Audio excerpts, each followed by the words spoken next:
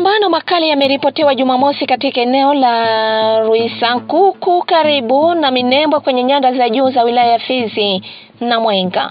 Mapigano hayo yanawakutanisha waasi wa Twigwa na Wanaredi Tabara wanaodaiwa kushirikiana na M23 AFC dhidi ya vikosi vya FARDC vinavyoungwa mkono na wazalendo. Kwa mujibu wa mashuhuda, ndege zisizo na rubani zimeripotiwa kulenga eneo la Madego katikati ya Minembwe. Angalau watu 17 wakiwemo raia na wanajeshi wanaodaiwa kufariki dunia. Hata hivyo, idadi kamili ya vifo na majeruhi haijathibitishwa rasmi na vyanzo huru. Mapigano katika Pwenzero na vijiji jirani yameripotiwa kuweka maisha ya raia hatarini, huko baadhi ya wakazi wakilazimika kuyahama makazi yao kutokana na mashambulizi ya mara kwa mara. FARDC imetangaza kuendesha operesheni kubwa tarehe 29 Januari mwaka 2026 katika wilaya ya Fizi. Kwa mujibu wa msemaji wa operesheni Sokola ya pili Sud Kivu Luteni Mbui Kalonjo Regan, waasi 20 waliuawa na wengine kadhaa kujeruhiwa. Jeshi linasema limekamata silaha na vifaa vifuatavyo: bunduki 21 zikiwemo AK-47 15, RPG 7 mitutu ya PKM 2, makasha ya risasi na risasi za PKM, vifaa vya mawasiliano, Motorola, generator 3 na pikipiki 2. FARDC pia inadai kurejesha na kuimarisha ngome kadhaa ikiwemo Pwenzero, mili wa kimkakati unaoelekea Mulima, Mukera, Kanguli, Magorore, Bibokoboko na Baraka Center.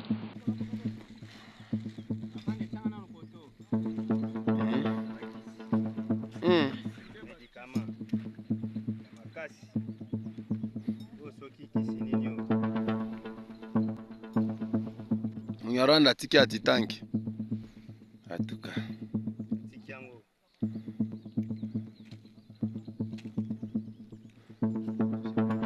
beate danger kwa kunjokulwa nguvu zote kwa fursa ya kabati sana kutosha ule yeye ni nyama sasa.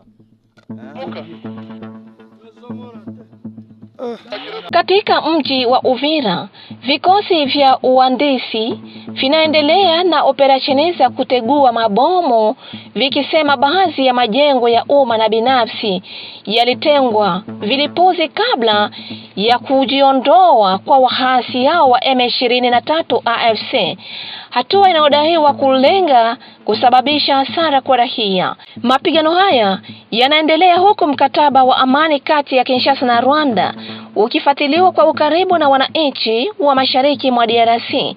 Wakazi wameeleza hofu juu ya kuongezeka kwa mashambulizi licha ya juhudi za kidiplomasia. Msemaji wa CNPSC ametoa wito wa kulindwa kwa raia na kuimarishwa kwa usalama wa jamii.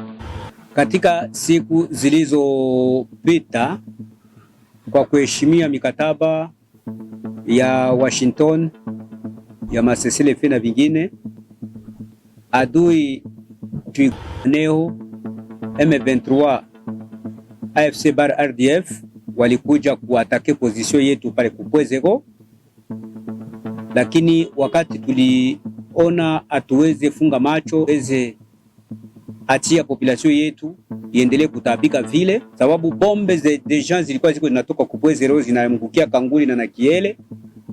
Jana tuliamua kufanya offensive pale Pwezero, sisi wazalendo na FARDC, na mpaka sasa a partir ya jana tumerekipere tena Pwezero, na hivi le 30 janvier 2026 tuko tunaendelea kupigana katika kijiji cha Tuetue. Hivi mnaelekea mpaka wapi? Maana kama tunasema Tuetue kuko masanganjia ya kwenda Mikenge na masanganjia ya kwenda Minembwe. Yaani vile tunaelekea Mikenge elekea na Minembwe. Adui ametoka katika jiji la Uvira. Watu wameona ametoka, lakini ameacha watu wengi ndani ya jiji. Na ndio maana katika jiji la Uvira ya sisi watu wa usalama pamoja na population yetu. Lakini pia kando tuko tunaendelea kufanya nettoyage. Nettoyage ni kusema atuweze protéger wala atuweze sécuriser objectif. On doit protéger l'objectif en dehors de l'objectif. C'est-à-dire kwa kusekirize jiji la Uvira inabidi tuende kabisa mu distance, twende mbali ya Uvira. Na ndio maana mko mnaona tuko tunaenda tunasogea kwa kuangalia namna gani Uvira ibaki na usalama wako. Adui iko sange na ninapenda kuambia ya kwamba kama adui M23 RDF alitoka katika Uvira, alikuwa sous pression militaire, alitoka tulimpiga na wao kutoka wenyewe tuliwapiga.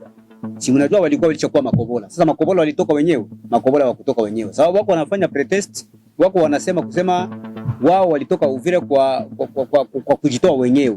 Sasa kule Makobola walikuwa wanaenda namna gani? Makobola walikuwa wanaenda wapi? Na walirudi Makobola kwa nini?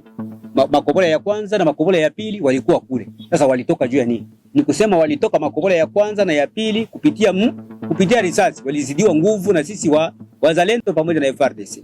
Na kama walitoka hapa Uvira walizidiwa nguvu. Sababu Uvira tulikuwa tayari tulikuwa tuisha encercler. Unakumbuka kama hii milima yote tulikuwa tuisha kuwa katika hii milima. Na unakumbuka kama Katongo tulikuwa tuisha kuwa Katongo. Ni kusema walitoka hapa kwa njia ya vita. Na pale kwingine kwenye wanasimamia pale Sange, mimi najua ni njia ya vita ndio itawatoa pale. Hawatoke hapa kwa volonte yao, wanatoka sous pression militaire. Kaskazini mwa nchi katika eneo la Beni, MONUSCO kwa ushirikiano na FARDC limeongeza doria za mchana na usiku chini ya operation Umoja tangu 16 Januari. Kwa mujibu wa Meja Hamidi, maeneo yanayolengwa ni pamoja na Soya, Mandubi, Maifasa, Mavivi, Mapiki, Mbao, Wicha na Eringeti. Operesheni zinafanyika chini azimio 2808 la Baraza la Umoja wa Mataifa, likiruhusu hatua za kijeshi kulinda raia na kuimarisha mamlaka ya dola. Wakati hali ya usalama ikiendelea kuwa tete, Waziri Mkuu Judith Suminwa ameongoza kikao cha 4 cha uratibu wa PDL 145T jijini Kinshasa, akitaka wajibikaji na kasi zaidi ya utekelezaji. Mpango huu umefikia takribani 50%, huku serikali ikiahidi kuondoa ucheleweshaji na kuharakisha matokeo kwa raia. Kwa sasa hali katika Minembwe na nyanda za juu za Fizi na Mwenga inaendelea kuwa hatarini, huku mamlaka ikizidi kuimarisha ulinzi na jamii ikisubiri kurejea kwa utulivu wa kudumu. L'entraînement fini comme ça. C'est un petit problème. Maintenant tout l'instructeur retour. Tout le monde go la Gomba, combattre la Gomba. Tout l'instructeur ici retour Israël, combattre Israël. C'est la même chose. Ok? Vérifiez. Tout l'ennemi, tout la M23 terroriste. Bon, la Goma avec Captain Phil et tout l'instructeur vérifier ça à Israël. Toyokani? Toyokani?